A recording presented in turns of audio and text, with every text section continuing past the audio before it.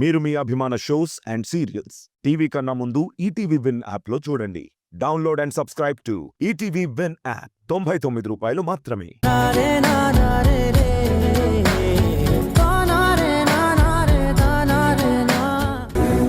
చూడండి, ఇన్వెస్టిగేట్ చేసే పద్ధతి ఇది కాదు. పాత రౌడీ షీటర్ అయినంత మాత్రాన మీరు వచ్చి తననిలా పబ్లిక్లో కొడితే తన కుటుంబం పరువు ఏమవుతుంది? తన పిల్లలు, భార్య ఎంత భయపడతారు?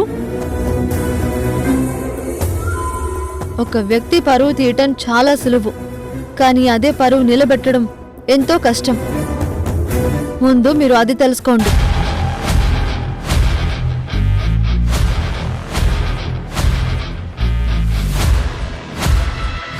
సరే, నువ్వు చంపలేదని నాకు అర్థమైంది. ఇక నుంచి వెళ్ళిపో. అలాగే మేడం.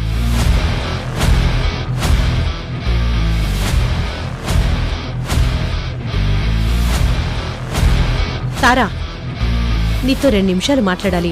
అలా పక్కకొస్తావా? పదండి.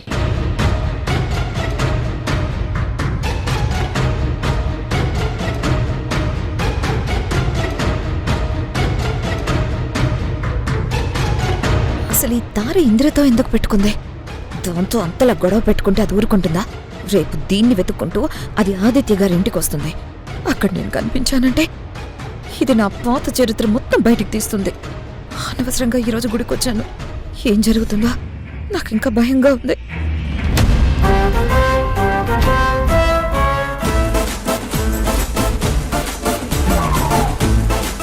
ఓసిని అమ్మ కడుపు మాడ. టీ తాగుతుంటే కప్పు లాగేసుకుంటావంటే? ఎప్పుడు టీలు కాఫీలు తాగడం, కంచాలు కంచాలు తినడమే తప్ప అసలు ఇంట్లో ఏం జరుగుతుందో ఆలోచించారా? నేనేం ఆలోచిస్తున్నానో నీకు అర్థం కాదు. నువ్వేం చెప్తున్నావో నాకు అర్థం కాదు.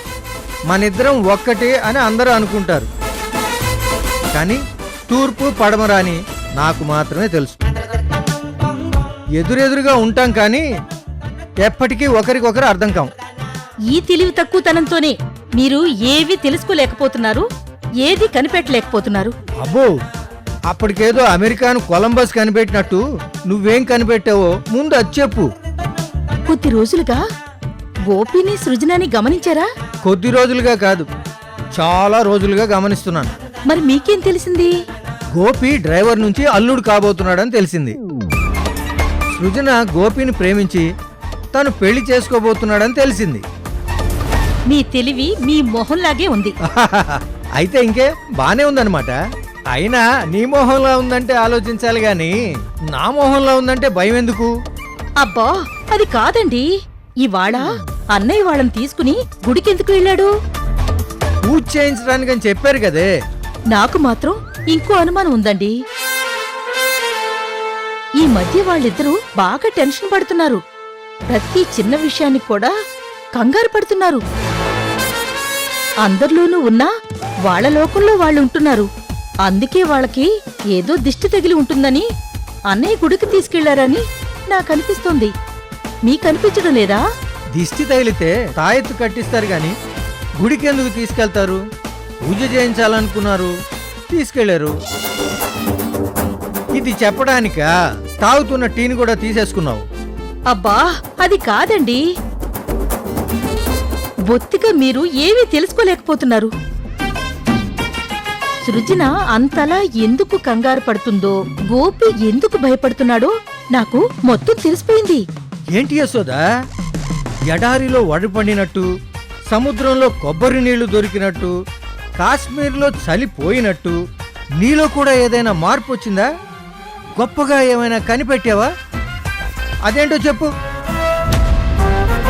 చూడతారా, ఇంతవరకు నాతో ఇలా ఎవరూ మాట్లాడలేదు. నన్ను చూసి భయపడిన వాళ్ళు నాకు తెలుసు. దీంతో మనకెందుకు అని తప్పించుకుపోయిన వాళ్ళ గురించి నాకు తెలుసు.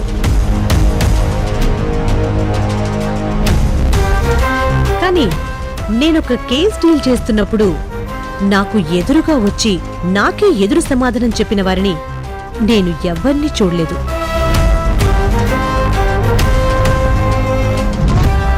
అందులోనూ ఒక ఆడపిల్ల ఇలా చెప్పడం నాకు నిజంగా ఆశ్చర్యంగా ఉంది. చూడండి మేడం, నేను మీ డ్యూటీని తప్పు పట్టడం లేదు, మీరు ప్రవర్తించిన తీరుని తప్పు పట్టాను.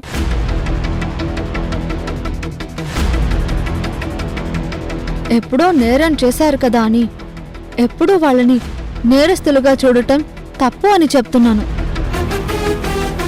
నా తమ్ముడు చనిపోయాడు. వాడిని ఎవరో చాలా దారుణంగా చంపారు. వాళ్ళ గురించి నేను వెతుకుతున్నాను. వాళ్ళు దొరికే వరకు నేను ప్రశాంతంగా ఉండలేను. ఇది తారని పక్కకు తీసుకెళ్ళింది. అక్కడేదో మాట్లాడుతుంది, తారేదో చెప్తుంది. అసలు ఏం జరుగుతుందో నాకేం అర్థం కావడం లేదు. అసలు ఇందిర ఎవరినో కొడుతూ ఉంటే తార ఎందుకు వెళ్ళింది?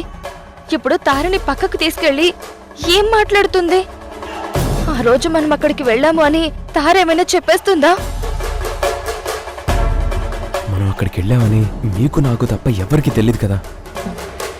పాపం తార మేడంకి ఎలా తెలుస్తుంది? కరెక్టే కదా. మరి వాళ్ళిద్దరూ ఏం మాట్లాడుకుంటున్నారు?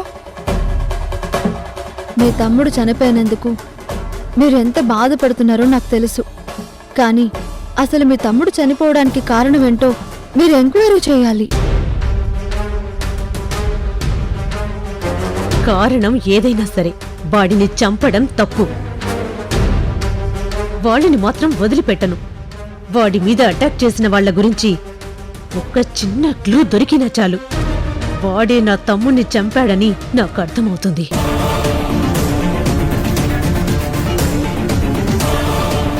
మీ తమ్ముడు చనిపోయారు అని చెప్తున్నారు. మరి అక్కడ మీకు ఏ ఆధారం దొరకలేదా? మా తమ్ముని డెడ్ బాడీ తప్ప ఇంకేమీ దొరకలేదు. వాడి ఫోన్ ఉండాలి. ఆ ఫోన్ని హంతకుడు మాయం చేశాడు. నిన్నొకసారి ఆ ఫోన్ ఆన్ అయింది. మేము ఆ సిగ్నల్ ట్రేస్ చేసేలోగా మళ్ళీ ఫోన్ ఆగిపోయింది. కానీ నేరస్తుడు సిటీలోనే ఉన్నాడని అర్థమైంది. ఫోన్ వాడి దగ్గరే ఉందని తెలిసింది. అందుకే ఆ ఫోన్ కోసం వెతుకుతున్నాను. ఆ ఫోన్ అంత భద్రంగా దాచారు అంటే అందులో ఖచ్చితంగా క్లూ ఉండే ఉంటుంది. ఆ ఫోన్ దొరికితే నేరస్తుడు బయటికొస్తాడు. అప్పుడు వాడంతు చూస్తాను.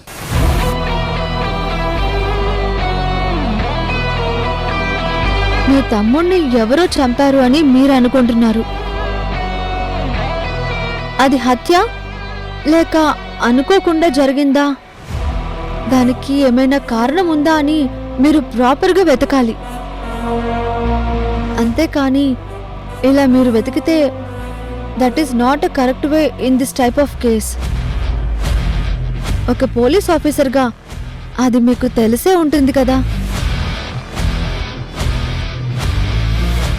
Yes, you are correct. నన్ను ఇంప్రెస్ చేశావంటే నిజంగా నువ్వు గ్రేట్. ఓకే, నువ్వు చెప్పినట్టే ప్రశాంతంగా ఈ కేసుని డీల్ చేస్తాను. ఖచ్చితంగా నా తమ్ముడిని చంపిన వారిని నా చేతులతో నేనే అరెస్ట్ చేస్తాను. ఆ రోజు మళ్ళీ తప్పకుండా నీతో మాట్లాడతాను. ఉంటాను.